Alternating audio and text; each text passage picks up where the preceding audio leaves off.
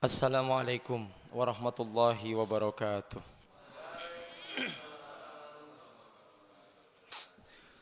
Alhamdulillahi rabbil alamin. Assalatu wassalamu ala asrafil mursalin wa ala alihi wa ashabihi wa man tabi'ahum bi ihsanin ila yaumiddin.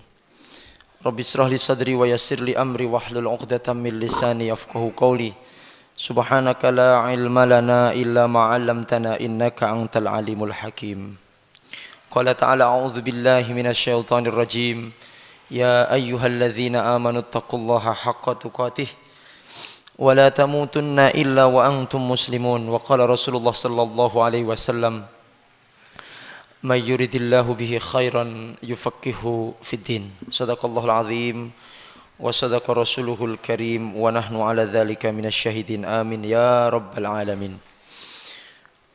Bapak Ibu jamaah pengajian kitab Syama'ilun Nabi sallallahu alaihi wasallam yang dimuliakan Allah, pemirsa Narasi Dakwah TV dimanapun Anda berada yang dimuliakan Allah Subhanahu wa taala. Bersyukur kita kepada Allah pada kesempatan pagi hari ini di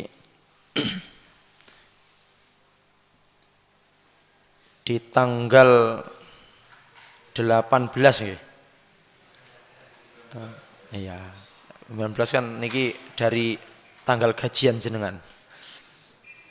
18 Rajab insyaallah. 19 dari tanggal gajian ya Pak. Februarinya tanggal 19, Rejebe tanggal 18. Berarti sekitar setengah bulan lagi kita akan masuk bulan Sya'ban, ruah lek cara yang Jawi. Dan setelah itu kita akan berjumpa lagi dengan insyaallah dengan bulan suci Ramadan. Allahumma balighna Ramadan. Ya Allah, semoga kita dipertemukan dengan bulan suci Ramadan.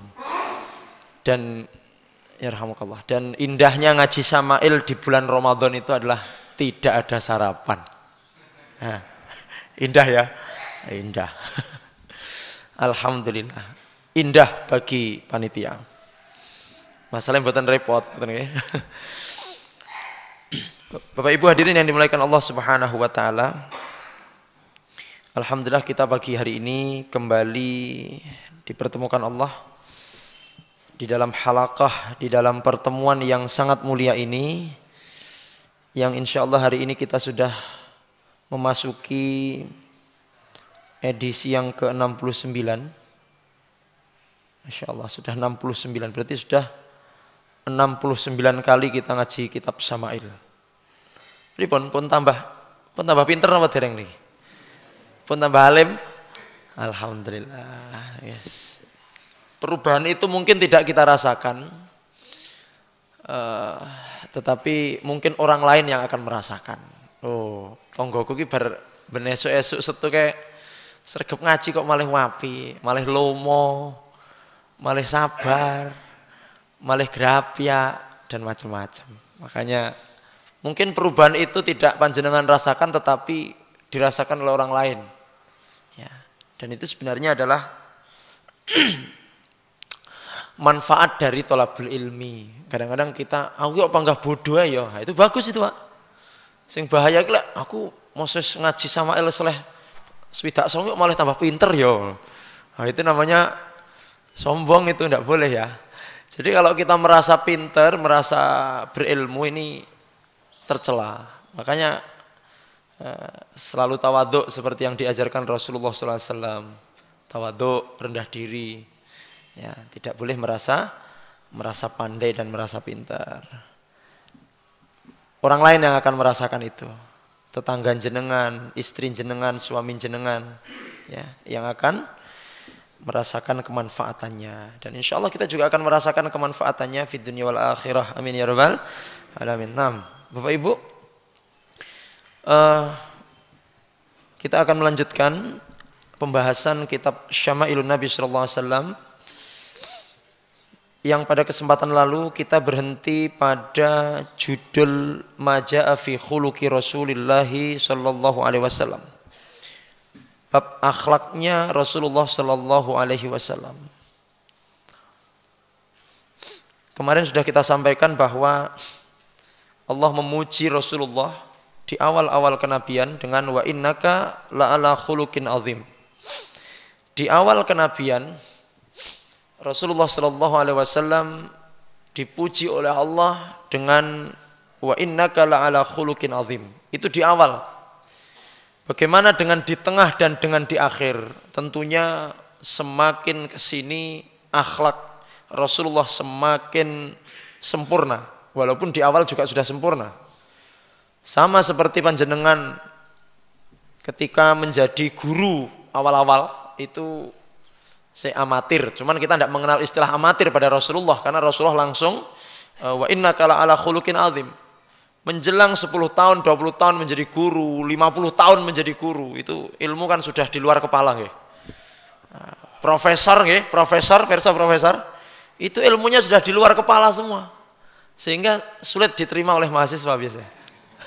Sudah, kalau yang masih baru-baru fresh graduate itu ya masih di dalam kepala itu ya. Jadi Rasulullah baru diangkat jadi nabi saja sudah dipuji wa innaka la'ala khuluqin azim. Sesungguhnya Muhammad engkau akhlakmu adalah akhlak yang mulia, yang agung kata diterangkan dalam Al-Quran. Kemudian kita sampaikan juga kemarin bahwa rangkuman dari akhlak Rasulullah Shallallahu Alaihi Wasallam dirangkum dalam 4 hadis pokok, ya, diterangkan dalam 4 hadis pokok, Bapak Ibu. Di mana 4 hadis ini merangkum akhlak mulianya Rasulullah Shallallahu Alaihi Wasallam yang alhamdulillah di pertemuan yang lalu kita telah membaca hadis yang pertama. Hadis pokok yang pertama yang menggambarkan akhlak Rasulullah Shallallahu Alaihi Wasallam adalah hadis yang diriwayatkan oleh Imam Al-Bukhari dan Imam Muslim.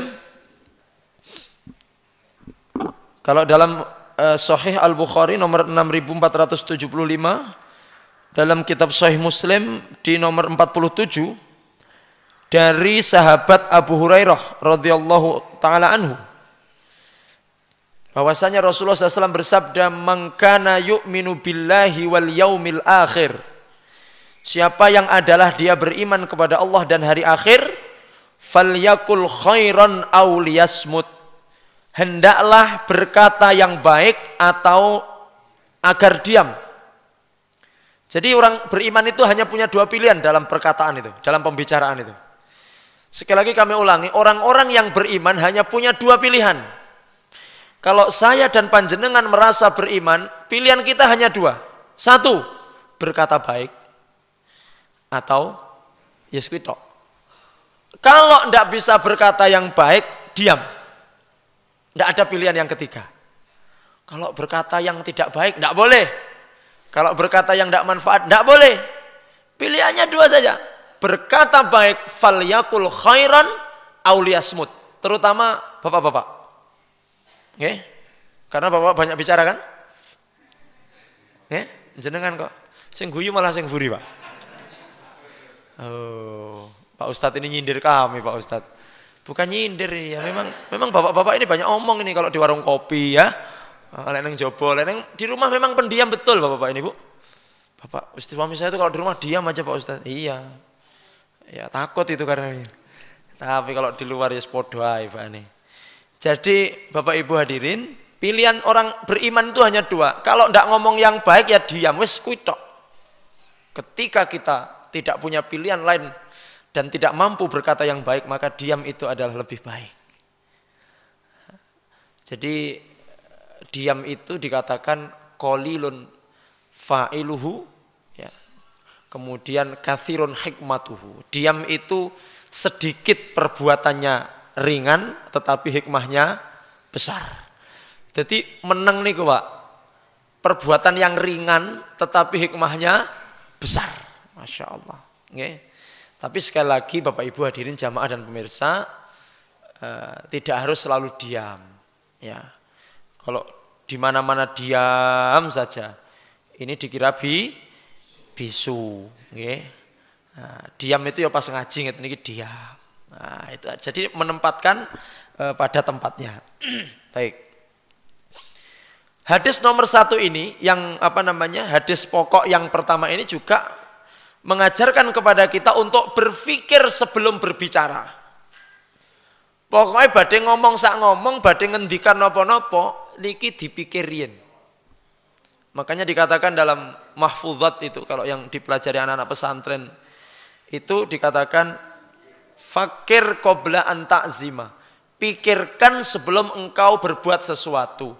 Pikirkan sebelum engkau berbicara sesuatu. Kenapa? 1, jangan sampai kata-kata yang engkau keluarkan adalah kata-kata yang tidak bermanfaat, lahwun. Dan yang kedua yang paling penting, jangan sampai kata-katamu menyakiti hati orang lain. Ini yang bahaya, Pak. Dikatakan oleh para ulama, fa inna asratal qadami khairun min asratil lisan. Sesungguhnya tergelincirnya kaki lebih baik daripada tergelincirnya lidah.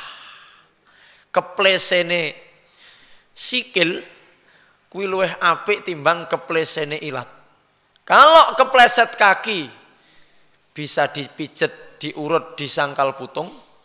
Tapi kalau kepleset ilat, sangkal putung mana yang akan bisa nambani. Makanya hati-hati dengan lisan. Kadang-kadang niate guyon tapi sing diajak guyon ditanggapi serius masuk ke dalam hati. Makanya jenengan kalau bicara Pak, kita ini harus lihat-lihat orangnya. Orangnya sensitif, mudah tersinggung, yo ngati-ngati, guyon sak guyon. Suami-suami yang punya istri sensitif, yo pokoknya dihati-hati. Jangan sampai gara-gara guyon jenengan terus esuk-esuk ra dimasak nih, nggih. Nah, ini juga bahaya. Nah, jadi ada orang tipikal orang itu yang mudah tersinggung, nggih. Mudah, pokoknya sensitif itu ada Pak ya. Terutama para ibu, para wanita ini sensitifnya luar biasa. Apalagi para akhwat kita yang belum menikah, umurnya sudah 25 kok belum menikah. Sensitif. Ojo ditakoni kapan lek murabi aja ngono. Oh, jenengan kok langsung di blacklist dari pertemanan. Jangan, itu sensitif. Orang yang sudah menikah 10 tahun, belum dikaruniai keturunan, ya aja ditakoni apa kuwi. Aku langsung dadi kok. Jangan, sensitif itu. Kalau Anda tahu bahwa dia belum punya anak, ya aja diomongi ngono. Ya, kecuali kalau belum tahu, putrane pinten. Kalau enggak tahu ya. Nah, kalau memang yang mengajak bicara panjenengan belum tahu dan jenengan sebagai orang yang kita sebutkan tadi ya jangan tersinggung memang belum tahu. Kecuali sing bendino cethuk, kayak pangkat takok, kapan lek menduwe anak? Nah, ini menyinggung perasaan. Ya, bagaimana kalau Anda di posisi mereka, ya, Bapak Ibu. Orang yang baru cerai, piye saja soleh neh furung. Oh, ini juga sensitif ini. Hati-hati ya Bapak Ibu ya. Pokoknya lisan ini harus bercanda boleh, bercandanya seperti bercandanya Nabi, tidak berlebih-lebihan, tidak ada unsur menyakiti hati, tidak berbohong dan sebagainya. Silahkan bercanda.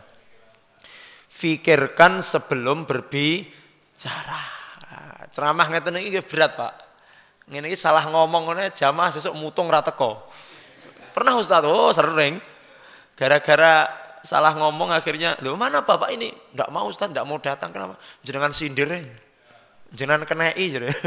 Padahal kula nggih mboten kenal kapan lek kenei kan begitu. Jadi harus berpikir dulu sebelum apa?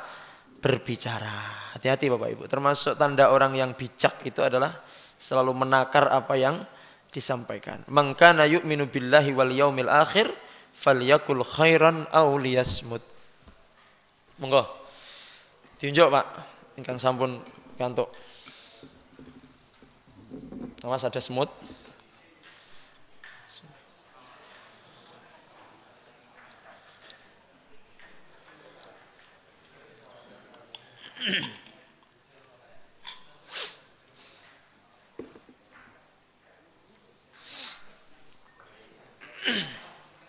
Monggo Pak Anwar, pinara. Nggih, konangan Pak. Monggo-monggo, silahkan untuk berlapang-lapang duduknya supaya teman-teman yang hadir bisa. Kita sampaikan juga ahlan wa sahlan kepada seluruh pemirsa yang sudah bergabung pada kesempatan pagi hari ini. Ahlan wa sahlan. Insyaallah. Yang terakhir gabung adalah Mansur Wahid dari Ponorogo. Perasaan rumahnya gading kok iso jog Ponorogo gitu. Baik. Bismillahirrahmanirrahim. Kita lanjutkan ke hadis nomor 2. Bukan di hadis bab tetapi hadis pokok daripada akhlak Rasulullah sallallahu alaihi wasallam. Wathani, yang kedua, ma akhrajahu Tirmidzi, dikeluarkan oleh Imam At-Tirmidzi. Bisa dilihat hadis ini di Jami'ut Tirmidzi, di dalam kitab Sunan At-Tirmidzi, nomornya 2318. Min hadisi Ali ibn al-Husain, Ali putranya Husain radhiyallahu taala anhu, anna Nabiya sallallahu alaihi wasallam, bahwasanya Nabi Muhammad sallallahu alaihi wasallam qala, bersabda, inna min husni islamil mar'i tarkahu ma la ya'nihi. Saya ulangi. Rasulullah sallallahu alaihi wasallam bersabda, inna min husni islamil mar'i tarkahu ma la ya'nihi. Ini kalau kita Indonesiakan adalah, sesungguhnya di antara kebaikan Islam seseorang adalah, ya rahmatullah, adalah meninggalkan sesuatu yang tidak bermanfaat. Jadi kebaikan Islam atau baik buruknya Islam seseorang itu ditandai salah satunya adalah dengan apakah dia sudah bisa meninggalkan sesuatu yang tidak bermanfaat atau belum. Jadi lek tiyang niku dereng saged nebihi perkawis-perkawis ingkang boten manfaat, berarti niku Islame dereng sae. Orang yang belum bisa menjaga dirinya dari hal-hal yang tidak bermanfaat, berarti kalau menurut hadis ini Islamnya belum baik. Sebaliknya, kalau dia sudah bisa menjaga dirinya dari perkara-perkara yang tidak bermanfaat, berarti itu tanda Islamnya sudah baik. Ini juga arahnya kepada berlebih-lebihan Bapak Ibu. Berlebih-lebihan ngomong, berlebih-lebihan dalam melihat sesuatu, berlebih-lebihan dalam mendengarkan sesuatu yang tidak bermanfaat. Ini juga menandakan bahwa seseorang itu Islamnya belum baik. Islamnya belum baik. Meninggalkan sesuatu yang tidak bermanfaat. Abu Ishaq Al-Khawas berkata, innallaha yuhibbu thalathatan wa yubghidu thalathatan. Sesungguhnya Allah menyukai 3 perkara dan membenci 3 perkara. Apa 3 perkara yang dicintai oleh Allah? Yang pertama, faqillatul akli.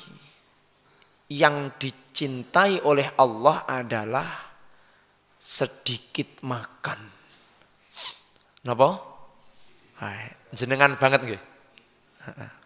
Sedikit-sedikit makan katanya.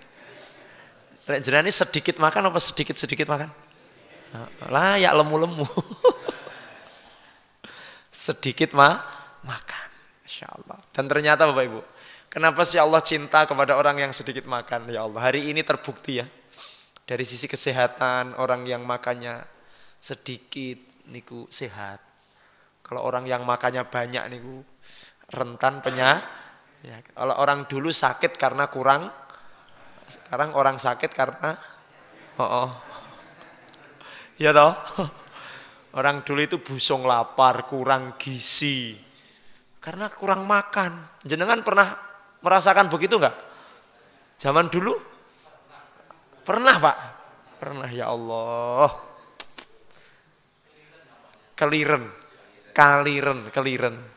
Kalau sekarang kan enggak ada orang kaliren. Sekarang itu sakitnya karena banyak makan. Datang ke dokter penyakit dalam, Dok. Saya kok nyeri-nyeri ya, Dok, di persendian. Oh, Bapak kena asam. Kenapa, Dok? Banyak makan. Tolong dikurangi makannya ya, Pak. Makan apa, Dok? Nasi putihnya salah satu seorang dokter itu nasihatnya kan mesti gitu. Banyak makan nasi putih. Coba jangan kurangi nasi putihnya gitu terus. Nah terus, Dok, ya udah nasi putihnya sedikit, sekali makan 1 sendok aja. Ya intinya nasi putih dikurangi lah. Ternyata nasi putih itu memang kalau kebanyakan tidak baik. Sekarang karena swasembada, beras di mana-mana. Jenengan kalau tidak punya panenan ya bisa beli di toko. Kualitas terbaik yang harga 55.000 itu, wangi, kroso wangi terus pulen, terus rong piring. Awi jenenge berlebih. Sedikit makan, Masya Allah. Para ulama kita itu makannya sedikit. Orang-orang soleh di masa lalu itu makannya sedikit. Karena banyak makan itu juga bisa mengotori hati. Oke? Tinggal siap-siap engko turane oke iki panitia. Arep ngecakne iki kok. Yang kedua, amalan yang dicintai oleh Allah menurut Abu Ishaq Al-Khawas adalah wakilatun naumi, sedikit tidur. Sedikit, Masya Allah. Ngomongin jenengan banget kok. Masya Allah. Saya itu kalau malam susah tidur, Ustaz. Tapi pas pengajian kok ngantuk banget, Pak Ustaz. Kui kelebon setan kui. Pokoknya jenengan kalau pas pengajian lihat ada orang tidur, kui setan melebu kui, Pak. Pegang lehernya, bacakan ayat kursi. Nah, itu gen metu, ojo ditekek, Pak. Ya, diwacane ayat kursi. Sedikit tidur. Wa qalilun. Ya. Minal laili ma yahjaun. Sedikit tidur, sedikit meletakkan perutnya, lambungnya di malam hari. Tidur itu hak tubuh kita. Tapi lek kakean tidur itu juga marai. Kok cara Jawa ini kemunton. Apa kemunton? Itulah ya. Pokoknya jangan baik. Ustadz, kalau orang tua sebenarnya wajar kalau jenengan para pensiunan kok gampang ngantuk itu wajar. Tapi yang hebat itu kalau pensiunan bisa mengatur pola tidurnya. Jenengan yang sudah pensiun, amalan favoritnya kan tidur. Iya enggak? Enggak, alhamdulillah. Kalau biasanya jam 7 masuk kerja, nggih. Sekarang nyapa ya benake? Duduk. Engko karo lungguh ki iso. Ujug-ujug pindah ke alam gaib itu sudah. Hati-hati loh, Pak, jangan diturutkan. Kalau bisa sebelum jam 11 jangan tidur. Enjing-enjing empun sare, apalagi setelah subuh. Wong pas ngaji ngene iki. Wow. Kuwi akeh mudharate banyak itu, ya. Diusahakan. Jadi sing ndak tahu ngrasane pensiun iki, Ustaz, saya alhamdulillah masih 65 tapi tidak pernah tidur karena memang sudah hati-hati. Biasanya yang pensiunan nih, Pak, dia selama bekerja ketika masih aktif kan produktif itu. Jam 7 berangkat di kantor sepaneng ngadepi gayan. Engko lek wis pensiun, sok-sok iki kaget, bingung nyapo. Sawah ya ora duwe. Punya sawah Pak Gofar? Enggak punya. Randuwe sawah terus nyapo iki? Nah, push up Pak dari subuh sampai zuhur. Kalau nonton pengajian di YouTube, ngantuk. Alah, engko YouTube sing berkuar-kuar dhek. Sembuh, kerjakan sesuatu. Sekarang banyak yang goes Ustaz, goes setelah ngaji goes. atau jalan-jalan ngelilingi stadion atau monggo, itu kalau niatnya adalah ibadah supaya tidak tidur pagi itu pahala Pak. Pahala. Kalau tidur kan pahala Ustaz. Kalau tidur ya itu numpuk penyakit kalau sebelum jam 11 itu kata para pakar kesehatan itu. Ya. Berarti habis duhur boleh? Boleh. Sampai jam 5 Pak Ustaz. Kesuwen gue. Ya asar bangun atau setengah jam atau 1 jam aja cukup. Sedikit tidur. Yang ketiga yang dicintai Allah itu adalah wakilatul kalam. Sedikit bicara. Sedikit apa? Bicara. Insyaallah. Orang-orang soleh itu biasanya ngomongnya sedikit. Beda karo wong-wong sing ratek soleh. Wong ki lek ratek soleh, sedikit-sedikit bicara dia, Pak. Makanya Masya Allah setelah dari Samail ini tolong ngomongnya dikurangi ya, Pak. Bukan biar kelihatan soleh, enggak. Tapi orang yang dicintai Allah adalah orang yang sedikit bicara. Ustaz, saya ini punya toko, Ustaz. Saya punya bisnis dodolan. Lek sedikit ngomong nanti enggak ada yang beli, Ustaz. Ya kecuali ngono kuwi. Jenengan dodolan mendel mon. Pak piro regane, Pak? Meneng ae. 2000. Ora leh, Pak, 1500. Meneng ae. Sik tanya apa to, Pak jenengan? Lah nyang Ustaz kon titik ngomong kok. Ya ngono kuwi jenenge tidak pada tempatnya. Ya lek jenengan adalah orang yang pedagang, yang mempromosikan dagang ya disesuaikanlah. Dalam artian sedikit bicara ini melihat situasi dan kondisi.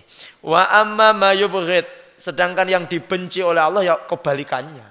Allah itu benci kepada orang yang banyak ngomong. Banyak ngomongnya itu Allah benci. Maksudnya ngomong yang tidak manfaat Bapak Ibu. Yang kedua Allah benci kepada orang yang banyak makan. Wis to, pokoke titene wong sing makme kathah niku digething dening Allah. Nggih. Baik. Yang ketiga Allah benci kepada orang yang banyak wis jangan pun sampai jawab. Banyak tidur. Allah benci itu.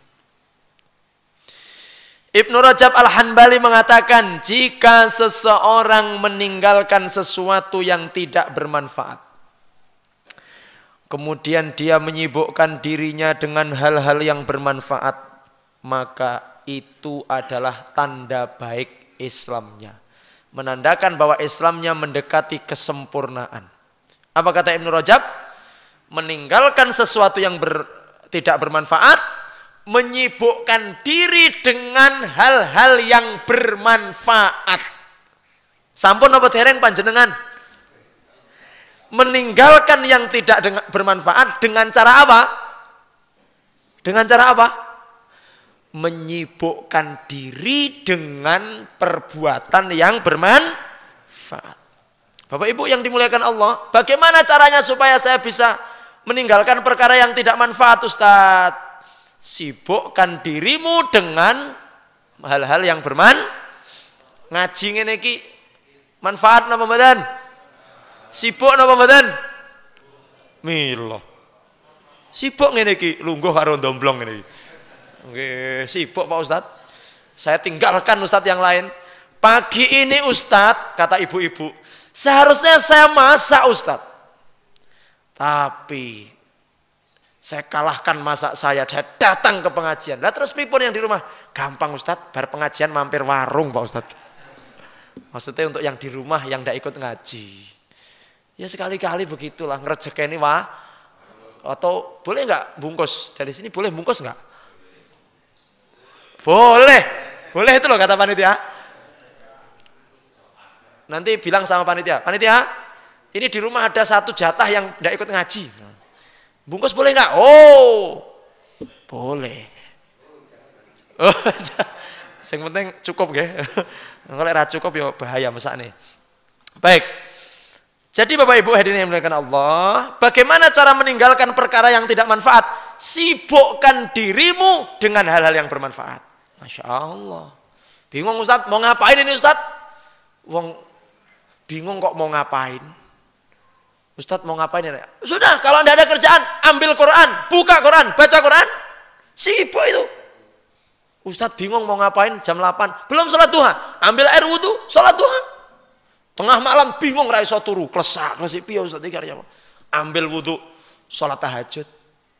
Gitu. Makanya insya Allah engkau pas salat kayak rukuke sing suwi sujud suwi, keturun pas sujud. Bingung banget. Baca Quran, ndak bisa tidur Ustaz. Baca Quran, dapat 5 ayat dijamin ngantuk Bapak Ibu. Iya. Ndelok tinju gak ngantuk ya, Pak. Maca Quran 5 ayat aja. Ikulah heran iku, mengherankan sekali. Bingung Ustaz, ngapain ini? Ada orang yang kebingungan mau ngapain. Berzikirlah kepada Allah, astagfirullah. Sehingga tidak ada orang beriman itu tidak ada ceritanya wong iman ki bingung ngarep nyapa niku mboten wonten. Pasti sibuk. Sibukkan dirimu dengan kegiatan yang bermanfaat sesuai pada situasi dan kondisinya. Ketika pekerjaan ya coba nyambut gawe kewenceng-kencenge. Kata Ustaz tadi supaya menyibukkan diri untuk membaca Al-Qur'an. Membaca Quran malam, Pak. Padahal waktu itu sedang sibuk-sibuknya bekerja. Ngono ku yo kleru, Pak. Profesional itu berbuat sesuai dengan kewajibannya. Ya, wayah istirahat silahkan buka Quran, tapi wayah nyambut gawe ya nyambut gawe. Itu profesional namanya. Ya, jadi begitu. Ini adalah hadis yang kedua. Yang ketiga sekarang. Hadis pokok dari akhlak Nabi yang ketiga adalah marawahu al-Bukhari. Diriwayatkan oleh Imam Al-Bukhari di dalam nomor 2 Sahih Bukhari 6116. Bapak-bapak, ibu-ibu dan pemirsa, kalau panjenengan memiliki Sahih Bukhari, bisa dibuka nomor 6116. Min hadis Abi Hurairah radhiyallahu anhu, dari hadis Abu Hurairah yang menyampaikan Abu Hurairah. Anna rajulan qala lin Nabi sallallahu alaihi wasallam, bahwasanya seorang laki-laki berkata kepada Nabi sallallahu alaihi wasallam, "Ausini ya Rasul, nasihati aku." Datang kepada Nabi, "Ya Rasul, kula nyuwun nasihati, kula nyuwun diparingi nasihat." Ausini. Qala, apa Bapak Ibu nasihatnya Nabi sallallahu alaihi wasallam? Pendek. La taghdab. Don't angry. Bukan angry bird loh ya. Don't angry. La taghdab. Apa artinya? Jangan marah. Saya dinasihati dong Nabi, la taghdab. Jangan marah. Jangan marah. Faraddada miraran. Tidak hanya sekali Rasulullah menyampaikan jangan marah. Nabi, mosok namung ngoten nasihati saya lagi dong. La taghdab. Malih la taghdab. Malih la taghdab. Miraran itu berkali-kali bertanya sahabat itu, seorang laki-laki itu, jawabannya hanya satu. La taghdab, la taghdab, la taghdab, la taghdab. Jangan marah. Jangan marah. Bapak Ibu yang dimuliakan Allah. Apa sih maksudnya jangan marah? Sabar. Apa mesti kalau tidak marah itu mesti sabar? Baik. Maksud jangan marah itu ada 2. Okay? Ketika Rasulullah mengatakan jangan marah, maksudnya ada 2. 1. Menahan diri ketika ada sebab yang membuat kita marah. Menahan diri ketika ada sebab yang membuat kita sampai kita tidak marah. Iki nek sebabe, Pak. Nek sebabe ujuk-ujuk marah kan aneh ya Pak Sukir nggih. Oh, nek cucu nggih ngeten iki nggih, ngaji ini cucu jenengan nguwatek muring-muring. Ini kan malah iki nyapo wong iki kan. Jadi yang dimaksud jangan marah itu 1, menahan diri ketika ada sebab. Contoh Bapak Ibu, ketika jenengan sedang naik motor enak-enak wonten mobil. Wong, spione jenengan mak celetak. Langsung wing jatuh spion. Jenengan pun juga jatuh, keserempet mobil. Heeh. Maaf, marah ndak Bapak Ibu? Oh, berarti ndung manut karo Rasulullah. Tenan. Poneh kok misuh-misuh, ha? Tambah adoh. Oke. Di jalan sret. Jangankan keserempet Ustaz, wong digleyer ngene muring-muring. Saya sering mendengar. Bahkan saya itu yang dipisui. Ngeng. Terus kata temen itu, oh pernah ngerti oleh sing nyetir mobil Ustadz. Alah ra peduli.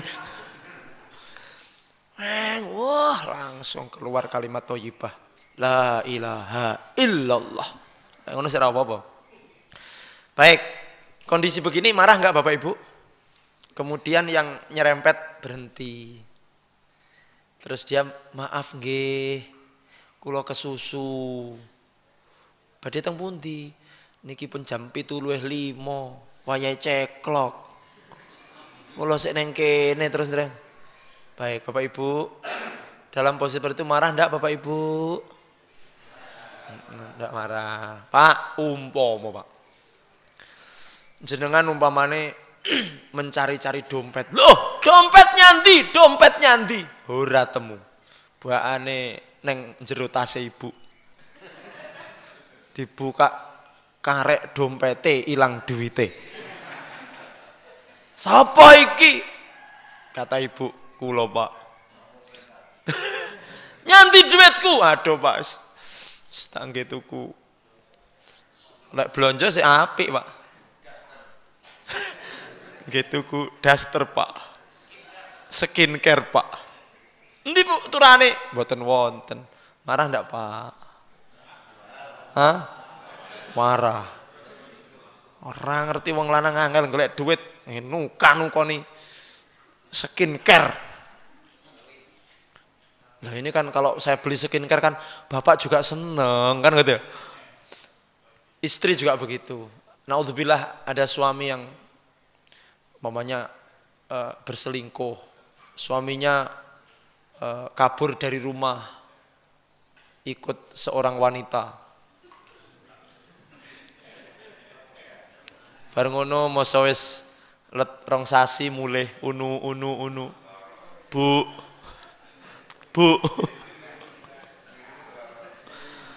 Sareno dhuwitku sentek, Bu. Aku tak balik ya, Bu. Bu. Diterima ndak, Bu? Oh. Berarti rong manut kades iki jenengan. Baik, menahan diri ketika ada sebab. Lerene sebab marah, yo aneh. Tapi lek pas enek sebab terus bisa ngempet, oh itulah yang dimaksud la taghdab. Punya anak, nah wakal Pak. Adus malah dolan. Ya. Biasanya wong tuwek muring-muring ngene iki. Nah ngono iki iso ngempet astagfirullah. Astagfirullah. Muring-muring yang anak yo ora ndak manfaat Pak sebenarnya. Jenengan nasihati anak dengan emosi, nggak masuk. Ketoke bocahe. Kuwi wedi ora krana manut. Menasihati anak itu Bapak Ibu, tunggu emosi redam. Nek pas jenengan pegel muring-muring, nasihati teng emosi, ndak masuk. Tunggu lerem. Sini Nak, dudukkan, dinasihati. Dari hati ke hati, ngoten. Kira-kira. Masalah ya si angel nglakoni ngono kuwi. Biasanya pas emosi, Pak. Yang kedua. Yang dimaksud dengan la taghdab, jangan marah adalah jangan sampai melakukan kelanjutan dari marah. Yang pertama iso ngempet nalika enek sebabe, sing nomor loro aja diterusne. Kalau jenengan terlanjur marah jangan diteruskan. Aja diterus-terusno. Maaf, ini dalam rumah tangga. Ada suami marah, akhirnya sampai dilanjutkan saking pegel sampai mentalak istrinya. Naudzubillah, ya Allah. Saking pegel sampai mentalak istri. Ditahan dulu. Suami jangan mudah mengucapkan kata talak. Semarah apapun, jangan mengucapkan kata talak ketika marah. Tunggu lerem. Lerem, jenengan istikharah dulu. Jenengan ikhtiar, ya Allah, ini talak apa tidak. Kalau memang kemudian mantepnya mentalak, ya ditalak. Tapi dalam kondisi tidak emosi. Baik, Bapak Ibu yang dimuliakan Allah Subhanahu wa taala, ada 5 cara untuk meredam marah. Ini penting banget untuk kita semuanya agar ini yang apalagi yang suka emosi temperamen ini. Ini ada yang suka emosian, Pak. Bu, ada nggak Bapak di sini yang suka marah-marah, Bu? Oh, muring-muring ya Pak Ustadz. Makanya darah tinggi Pak Ustadz. Sing Bapak yang istri kula niku Pak Ustadz. Semureng-mureng gaya ini Pak Ustadz. Satu Bapak Ibu. Satu pemirsa. Ketika marah itu akan menghampiri kita, maka redamlah. Yang pertama, dengan membaca ta'awud. Dengan membaca ta'awud. Jenengan nanti bisa membuka dalilnya di surat Al-A'raf ayat 200. Di surat Al-A'raf ayat 200 itu adalah bagaimana cara kita supaya meredam marah. Wa imma yanzaghannaka minasyaitani nazghun fasta'iz billah innahu sami'un alim.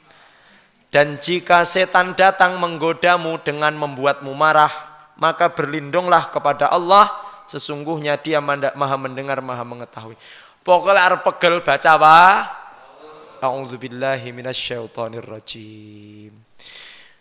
Di jalan mau diserem, arep pegel.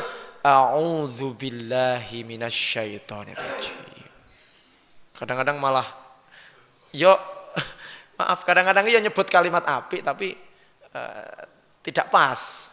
Arab diserempet, astagfirullahaladzim. Ya kuwi apik sakjane astagfirullah, cuman kan posisinya bukan pada saat astagfirullah ki lek mamane Pak ya ning lampu merah kok umpamane sret. Ujuk-ujuk enek di depannya ada baunya wangi, perempuan cantik, kemudian pakaiannya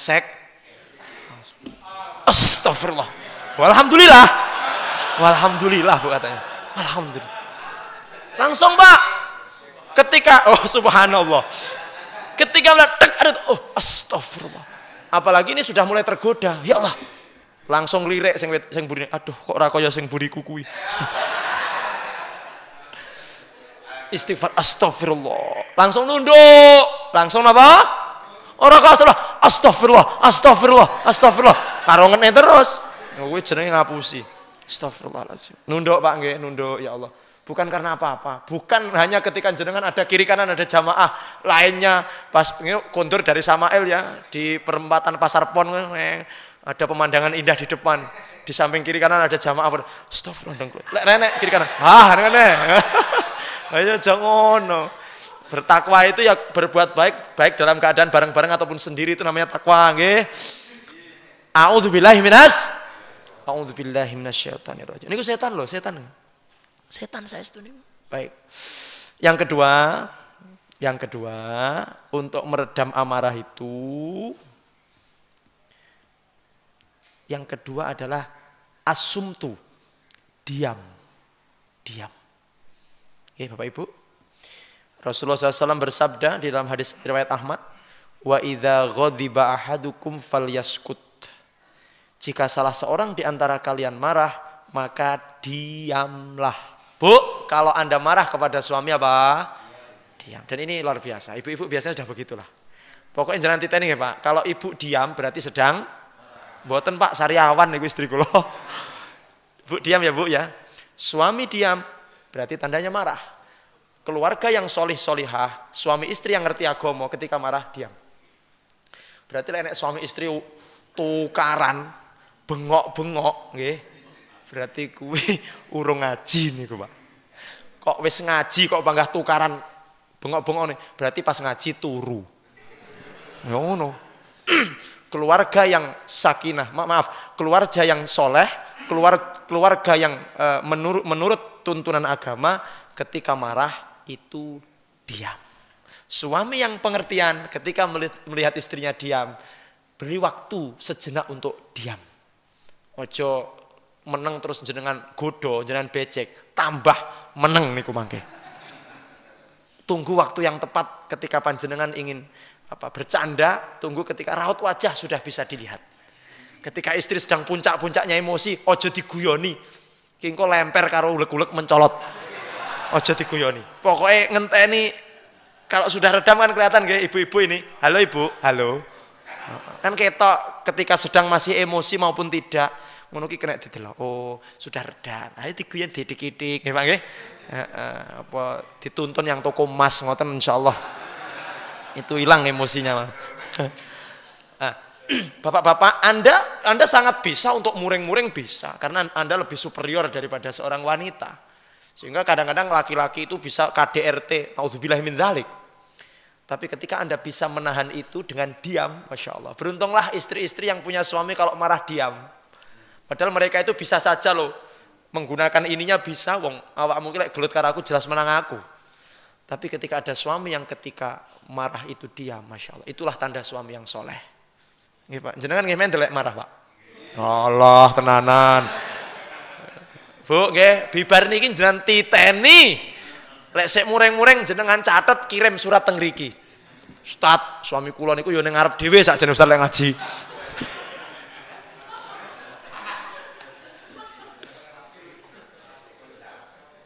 Ngoten nggih. Pokoke lek ngaji harus sudah bisa mengontrol marah. Nggih. Karena marah itu juga mempercepat kematian. Leres. Jenengan mboten percaya lek marah itu mempercepat kematian. Harus percaya, Pak. Oh iya. Marah itu mempercepat kematian. Oh, iki lho, tak dodoi ayate. Ngene iki ayate lho, Pak, pesamu. Surat Ali Imran 119. Kuwi dalil lek wong sing tukang muring-muring iki ndang mati.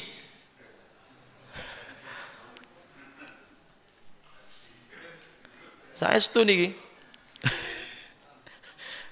Coba Anda lihat orang sabar dengan orang yang tukang marah itu umurnya insya Allah panjang orang yang sabar. Saya bacakan ya. Dari 118. Ya ayyuhalladzina amanu la tattakhidhu bitanatan min dunikum la ya'lunakum khabbalan waddu ma 'anittum qad badatil baghdha'u min afwahihim wa ma tukhfi suduruhum akbar qad bayyana lakumul ayat in kuntum taqilun ha antum ulai tuhibbunahum wa la yuhibbunakum wa tu'minuna bil kitabi kullih wa idza laqukum qalu amanna wa idza khalau 'addu 'alaykumul anamila minal ghaidh Kul mutu bi ghaidhikum innallaha 'alimun bidzatis sudur. Iki sakjane ngeneki wong munafik. Sing lek nang ngarep ki apik nang mburi ngempet. Ngempet menahan amarah. Ngempet mawon niku ndang mati apa nek ora ngempet, Pak. Maka Allah mengatakan, "Kul dawuhna Muhammad, mutu matiyo bi ghaidhikum dengan kemarahanmu." Hati-hati Pak. Orang-orang yang suka muring-muring niku yo mutu. Ndang mati yo. Hati-hati Pak. Pun saniki pun percados nggih. Nggih, napa Pak? Lek gampang muring-muring niku ndang alhamdulillah. Ibu-ibu muarem alhamdulillah Ustaz. Untung ada pengajian pagi ini Ustaz. Kenapa Pak? Suami kula malih mboten tau muring-muring Ustaz. Alhamdulillah. Nggih, insyaallah. Baik. Diam. Ya, diam. Diam itu termasuk cara untuk meredam amarah. Wa idza ghadiba ahadukum falyaskut. Apabila kamu marah, maka diam. Meneng. Orang yang ngerti agama ketika marah diam. Tapi orang yang tidak ngerti agama marah, kabeh dilabrak, Pak. Ustadz, saya seorang pimpinan Ustadz. Kalau saya diam aja nanti ngelunjak Pak Ustadz. Ya lek ngono yo ndelok-ndelok Pak. Kalau dengan diam terus kemudian jenengan pimpinan umpamane. Umpamane jenengan suami Pak. Jenengan marah sama istri, terus istri dengan diam jenengan malah ra karu-karuan. Nah, ini juga perlu dieksekusi ya. Nah, suami juga gitu, Bu. Saya diam malah nganyi-nganyi Pak Ustadz suami saya. Nah, ini juga artinya melihat situasi. Baik, yang ketiga Bapak Ibu hadirin, untuk meredam amarah, rasa marah itu atau marah itu adalah berganti posisi, Pak. Berganti posisi. Ketika marah, maka berganti posisi. Dalilnya mana Ustadz? Dari Abu Dzar radhiyallahu anhu. Rasulullah SAW bersabda, "Idza ghadiba ahadukum wa huwa qa'imun falyajlis." Kalau kamu marah dalam kondisi berdiri, falyajlis, duduklah. Ganti posisi, Pak. Fa in dhahaba anhul ghadab. Fa in dhahaba anhul ghadab. Kalau memang dengan duduk itu terus sudah tidak marah, alhamdulillah.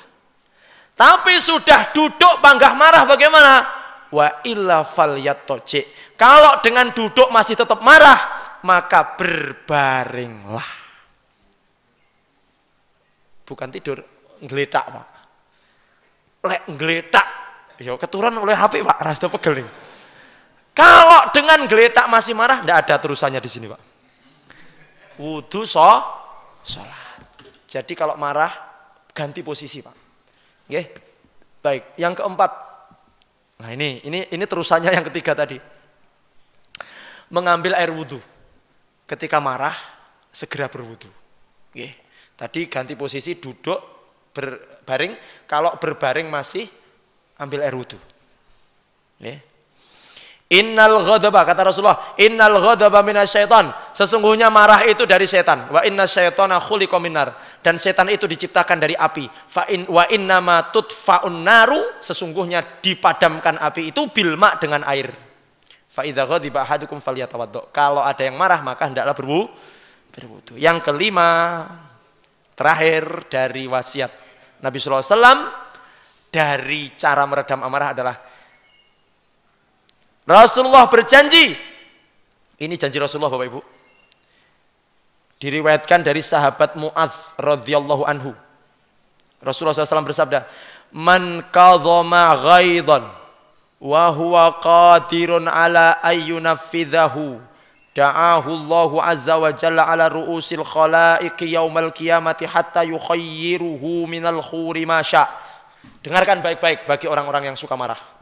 Rasulullah menjanjikan kepada kita orang-orang yang bisa mengendalikan marah, sing iso ngempet marah. Barang siapa yang menahan amarahnya padahal dia mampu untuk meluapkan, mampu loh ya.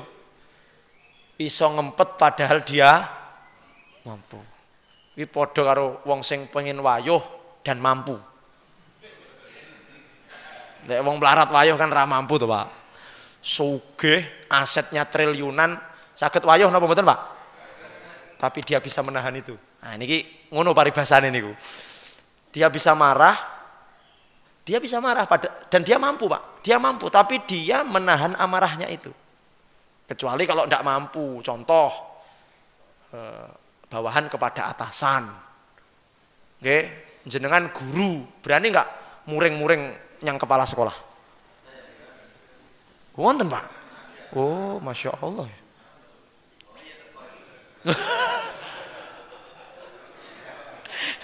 Mbah sing endi wonge iki? Staf marah-marah sama kepala dinas, berani enggak? Ya ora. Lek ngono ki kan pengen pegel, pengen muring-muring tapi kan enggak mampu, Pak. Ada enggak kepala sekolah muring-muring sama guru? Kepala dinas muring-muring ambek staf? Mampu ndak? Bisa ndak? Tapi so ngempet. Itu artinya dia mampu, Pak. Suami bisa nggak muring-muring sama istri? Karena pemimpin, betul? Pemimpin bisa nggak muring-muring sama yang dipimpin? Bisa dong, marah-marah bisa. Ya, saya bisa Ustadz, marah sama istri saya. Bahkan lebih dari marah saya bisa. Tapi ngempet, Pak. Ya Allah. Tapi yang heran itu sekarang malah istri marah-marah sama suami. Ini yang mengherankan, Pak.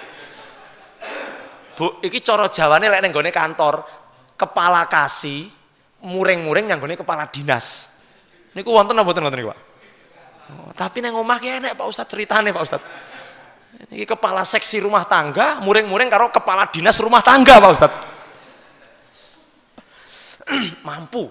Seorang suami mampu dia marah kepada istri, seorang orang tua mampu marah kepada anak, seorang atasan mampu marah kepada bawahan, tapi dia menahan. Dia menahan. Apa Bapak Ibu kata Rasulullah SAW? Allah akan memanggilnya di hadapan makhluk di hari kiamat. Hei, kepala dinas, siap. Berapa tahun jadi kepala dinas? Mboten dangu namung gangsal 12 tahun. Ya, kamu dulu waktu jadi kepala dinas pernah muring-muring. Nggih saged sakjane ya Allah, tapi kula empet ya Allah. Mboten muring-muring, nggih namung kula mutasi wonten munjungan rika ya Allah. Kamu pernah jadi Kapolres, jadi Kapolri, pernah nggak marah-marah sama? Nggih sakjane saged mawon, tapi kula empet. Nggih kula pindah niku. Tapi saya empet ya Allah. Oh, Masya Allah. Dipanggil Pak. Ini, suami, kamu pernah jadi suami? Ya, saya suami ya Allah. Berapa tahun? 39 tahun jadi suami. Pernah marah sama istri? Nggih sakjane saged, tapi kula empet ya Allah. Kula niki mboten tahu getak istri pun tidak pernah. Karena saya tahu hati istri itu lembut, bening seperti kaca. Kalau sudah pecah dengan bentaan saya, maka pecah berkeping-keping. Langsung baper. Dan saya tahan ya Allah. Saya jaga lisan saya untuk tidak membentak istri saya. Niki wonten sing blas ra tau getak istrine. Mboten enten. Alhamdulillah Bapak Ibu, kami selama 2009, 2008 sudah hampir 13 tahun mereka belum pernah kami membentak istri. Pokoknya Bapak Ibu jangan membentak istri. Nggih, mpun ngantos nggih. Heeh, dinenge. Bu, pernah dibentak suami ndak, Bu? Halo. Pernah dibentak suami? Oh, bendino Pak Ustadz. Jangan dibentak. Dalam agama itu ada urutannya kan, dinasehati juga dengan alon-alon dengan baik. Karena seorang istri itu kan ngeten Pak, seperti tulang yang bengkok. Kalau jenengan biarkan, ndak dinasehati, ditokni bengkong terus. Tapi lek jenengan luruskan dengan kekerasan, ceklek Pak, patah. Diajak ngaji ndak gelem. Ayo ngaji digeyetak. Ayo ngaji neraka kowe ora ngaji. Jangan dilus mawon Pak. Jenengan ajak ke showroom mobil, milih sak karepmu Dek. Bane. Sak karepmu. Sing double kabin, sing nang dhuwur enek kocone, apa sing rasah gawe apa jenenge oglekan iki Pak. Perseneleng sing metik jimu dhewe. Masyaallah. Nek ra ngono cak yang perumahan. Ya wis milih tipe apa, silahkan. Bareng ngono Sabtu pagi, ayo melok ngaji. Budal. Tuh, mau rasa muring-muring ritek. Sto. Dikenekne pengapesane ngono, Pak. Budal saestu ya Allah. Rasa digetaki, ndak boleh membentak-bentak istri, itu makhluk lemah nggih, Bu nggih. Mboten Pak, istri kula niku gotot tiram. Jangan. Ini wanita ini makhluk. Kalau Anda bisa marah, Anda menahan marah padahal mampu untuk kata Allah, sini. Dipanggil di hadapan seluruh makhluk. Besok niku sedaya menungso kat Nabi Adam sampai manusia akhir zaman di hari kiamat dikelompokno Bapak Ibu. Orang-orang yang bisa ngempet marah padahal dia mampu untuk marah dipanggil sama Allah. Sini. Kamu suami, siap. Berapa tahun? 45 tahun ya Allah saya bersama istri saya. Pernah marah? Alhamdulillah ya Allah. Marah saya tidak dengan marah-marah secara brutal, tidak membentak-bentak dan sebagainya. Oke? Padahal saya mampu ya Allah. Saya mampu untuk itu, istri saya kecil, kurus. Saya mampu untuk itu, tapi saya menahan. Saya menahan itu ya Allah. Terus? Nggih niku, saya menahan itu. Nah, apa kata Bapak Ibu? Masya Allah. Apa disampaikan Rasulullah? You doa. Auda'ahu Allahu azza wa jalla ala ru'usil khalaik yaumal qiyamah. Dia akan dipanggil ke depan. Hei maju, maju di hadapan seluruh manusia. Dipanggil ke depan hatta yukhayyiruhu minal khur masya. Dipanggil, kemudian seseorang ini disuruh milih bidadari sak karepe sing diinginkan. Sing paling ayu sak oke. Sampai njaluk piro? 1000 ya Allah, 1000. Sing putih apa sing ireng? Kulo jajal sing ireng, ndak enek bidadari yang itu ndak ada. Pokoknya cantik. Fitrahnya manusia itu ya yang cantik. Pokoknya yang cantik ya Allah. Yes, silahkan pilih. Bayangkan, niku modalin apa? Ngempet. Makanya dalam hadis itu dikatakan la taghdab falakal jannah. Jangan marah maka bagimu surga. Wis tau modal ndak gampang marah iso ngempet niku Bapak Ibu, itu kita akan masuk surga. Itu hadirin tentang bagaimana meredam marah. Baik, sudah jam 6. Kita selesaikan hadis nomor 4. Kita tutup hadis nomor 4 yang menjadi penyempurna atau yang menjadi ikon akhlak Nabi Muhammad SAW. Coba yang pertama kemarin apa, Bapak Ibu? Yang pertama apa tadi? Berkata baik. Yang kedua apa? Kok diam? Berkata baik itu diam kalau tidak mampu. Berkata baik. Yang kedua adalah meninggalkan sesuatu yang tidak bermanfaat. Yang ketiga, jangan marah. Jangan. Nah, saya yang keempat. Ini ngajing ini dipraktekin nggih. Aja mek teori tok. Engko kondur kayak gini panggah. Ibu-ibu tolong kalau suaminya tidak berubah, Sabtu depan kirim surat ke sini. Ustadz suami saya tidak berubah, aduh iki wis diruqyah iki jalan. Lek di ngajeni ra berubah diruqyah ini, banyak jinnya di dalamnya ini. Yang keempat, ma rawahu Syaikhani. Diriwayatkan oleh Imam Al-Bukhari wal Muslim, dua guru Syaikhani. Di dalam hadis Sahih Bukhari dan Sahih Muslim, Sahih Bukhari 13, Sahih Muslim 45. Min hadisi Anas, dari Anas bin Malik radhiyallahu anhu, anna Nabiya sallallahu alaihi wasallam qala la yu'minu ahadukum hatta yuhibba li akhihi ma yuhibbu li nafsihi. Rasulullah sallallahu alaihi wasallam bersabda, tidak dikatakan beriman salah seorang di antara kalian sebelum mencintai saudaranya seperti mencintai dirinya sendiri, atau dikatakan mencintai apa yang ada pada saudaranya seperti mencintai apa yang dia miliki. Jadi ini adalah ayat yang hadis yang obat untuk supaya kita terhindar dari hasad. Hasad niku kan ngetne wong seneng kan ndak seneng, Pak. Tapi harusnya seorang mukmin itu kalau melihat orang bahagia ya harus Masya Allah. Makanya mohon maaf, maksudnya mencintai orang lain seperti mencintai diri sendiri itu dalam dua hal Bapak Ibu. Satu, dalam urusan agama. Dalam urusan agama. Maksudnya bagaimana? Begini. Jenengan harus punya perasaan seneng pengen orang itu mendapat hidayah sebagaimana jenengan dapat hidayah. Pengen saudara-saudara kita sregep ngaji sebagaimana jenengan sregep. Jadi ndak lilo, lek ngene tanggane ra salat ki ndak lilo.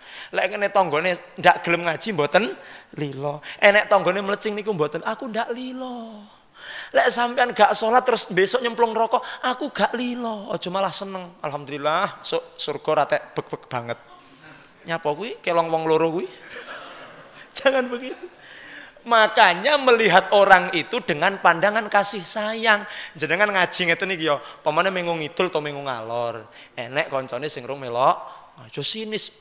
Kreseng-kreseng ambune ahli neraka iki. Kaya ndelalah enek sing anu lewat. Lihat dengan pandangan dongakne ya Allah, tonggoku, tonggo masjid. Nggih, mamane nggih. Tonggo masjid sing rong gelem ngaji nang masjid, sing rong gelem jamaah nang masjid. Ijo aja malah di sini sih, Pak. Didongakne, ya Allah, muga-muga sing omah gandeng masjid, tangga masjid, sing urung gelem yang masjid kuwi ya Allah, muga-muga gek gelem teng. donga tok ya ora cukup, ya perlu umpamane jamaah masjid itu datang atau utusan masjid datang ke rumah-rumah tetangga masjid. Umpamanya yang memang kekurangan duafa dibawakan santunan atau dibawakan sembako. Wis rasa dijak yang masjid dibantu aja.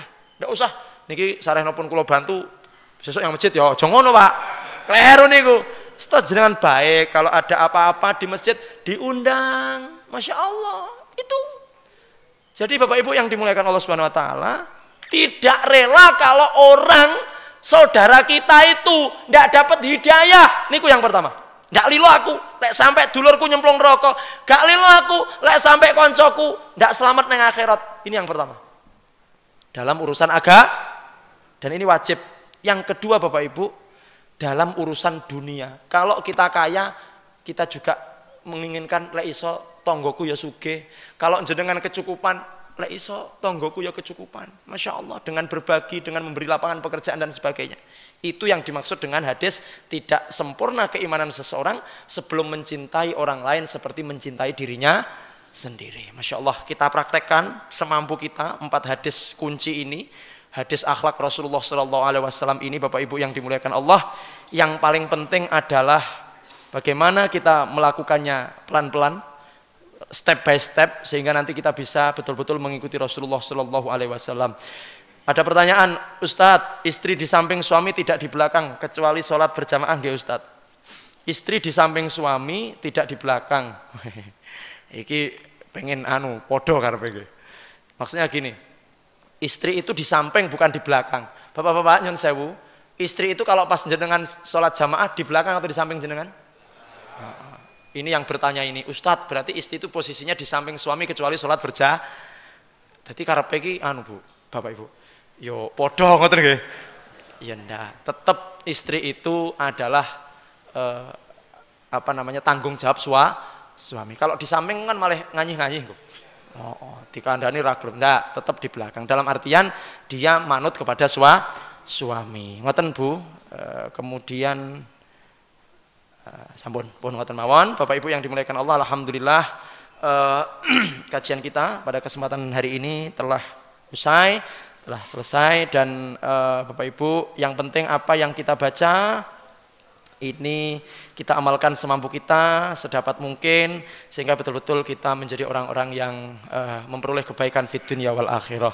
Bapak Ibu, monggo sekali lagi kita juga mengajak panjenengan untuk kita selesaikan ini proyek akhirat, proyek langit di samping itu. Insyaallah sudah mendekati persenannya sudah lebih dari separuh dan semoga Allah memberikan kemampuan kepada kita semuanya untuk menyelesaikan program ini. Kita doakan juga untuk seluruh hadirin yang ada yang rawuh, semoga Allah berikan kekuatan iman, kesehatan jasmani rohani, keluarga yang sakinah mawaddah warahmah, keturunan yang solih dan solihah.